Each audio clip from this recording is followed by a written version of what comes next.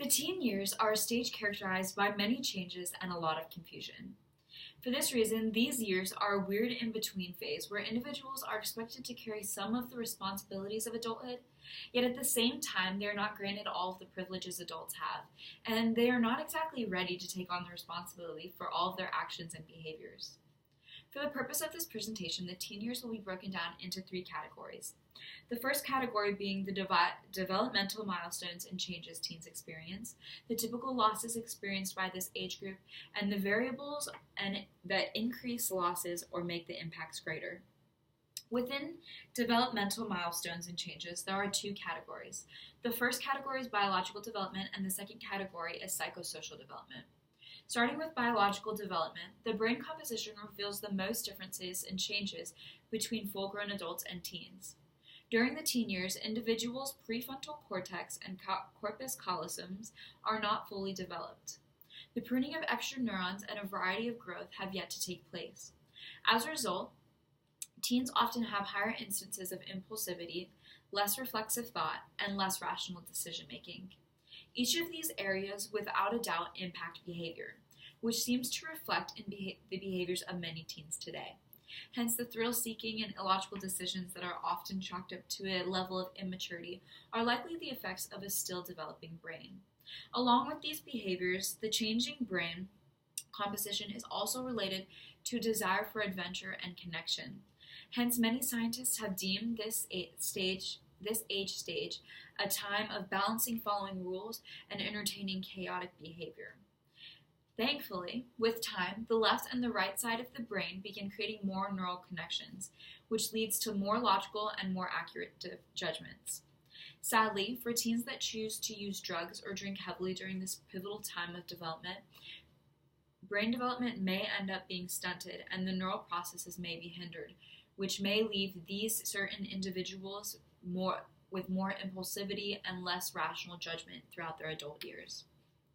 In addition to the brain changes, body changes are also occurring throughout the teen years as well.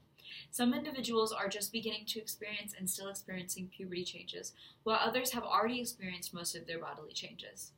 The differences in timings for teens may lead to embarrassment and shame. Because today people are engaging in more risky behaviors, their bodies are maturing faster than their brains, which only leads to more confusion and increased risky behaviors in an already confusing time. The second category of developmental changes is psychosocial changes.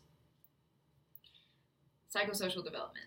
Throughout the psychosocial development of the teen years, the formation of one's identity is the most prominent milestone.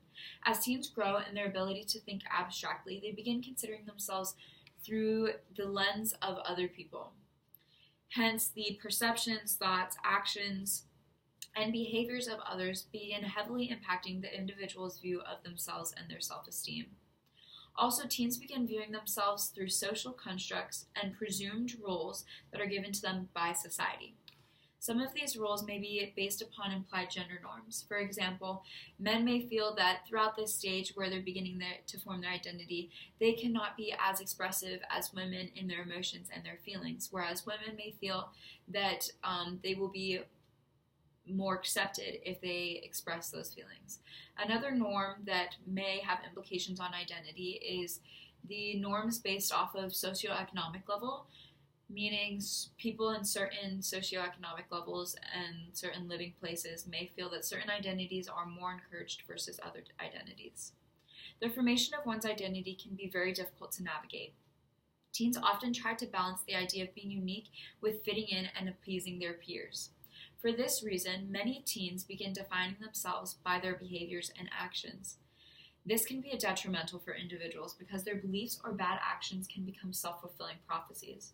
For example, if a teen does bad on a test, they may deem themselves as a moron for not being stupid enough to get a good grade.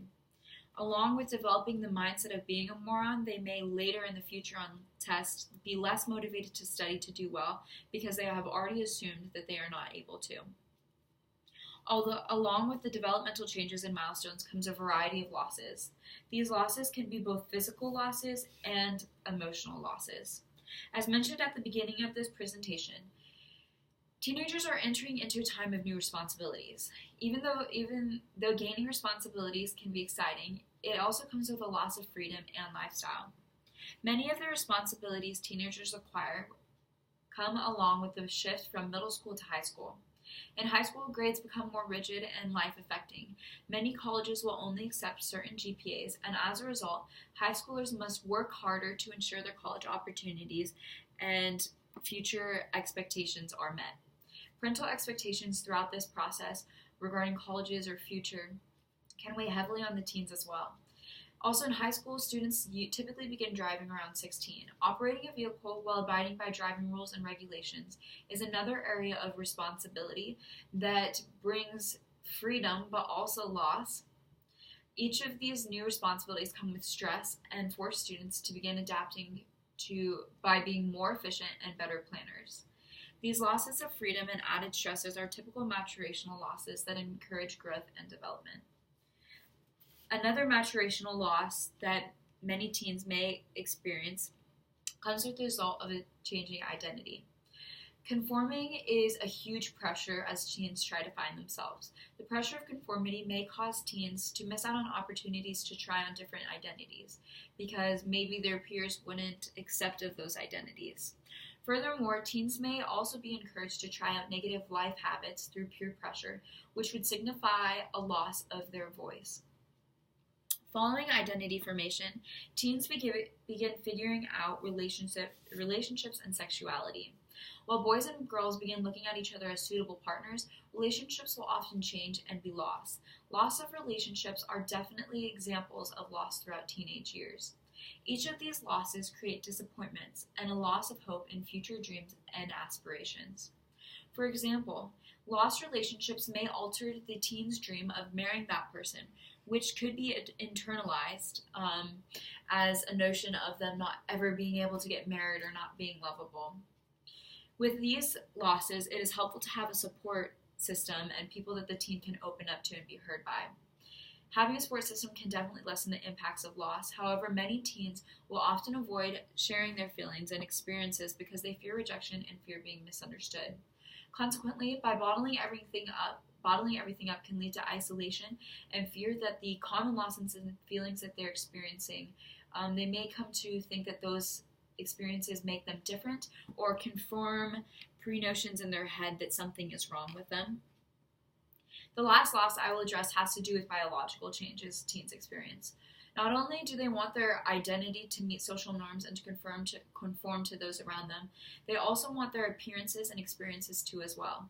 When an individual is developing faster or slower than the majority of their peers, they often receive the changes as a loss of social conformity or a loss of the status quo. The shame and embarrassment that comes with experience out of the norm changes and differences may cause even more isolation and bottled up feelings. Clearly, teens face a variety of typical losses that can be received and dealt with differently. There are many life events and circumstances that can compound these losses. Examples of abnormal losses that teens may experience are death of loved ones, pregnancy, and high school dropout. For teens that lose an immediate family member, identity formation may be even more challenging. Without the firm establishment of the family member's values and beliefs, the adolescent is left to create them on their own. Additionally, the support of the support system and potential person to go to is absent, which can create more isolation and fear of being alone. With regards to teen pregnancy, teen parents face a compilation of losses and difficulties. The expectation of paying for a child and raising a child on one's own is a high cost. Hotz found that teen mothers often have more money troubles and are more likely to become dependent on the government for financial support. In addition to money stress, teen mothers are also at higher risk for health complications throughout their pregnancy.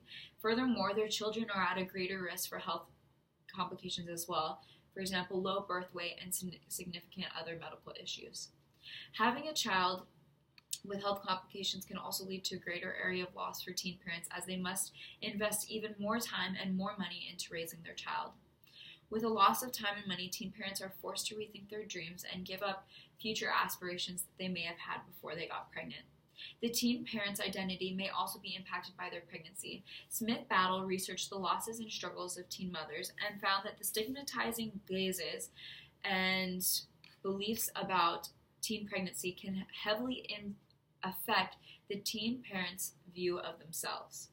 Since these judgments and shamings is occurring at such a pivotal identity formation time, teen moms undoubtedly face a harder time forming their identity and self-confidence. For some parents, the only way to support their new family member is to drop out of school and begin working or caring for their child full-time.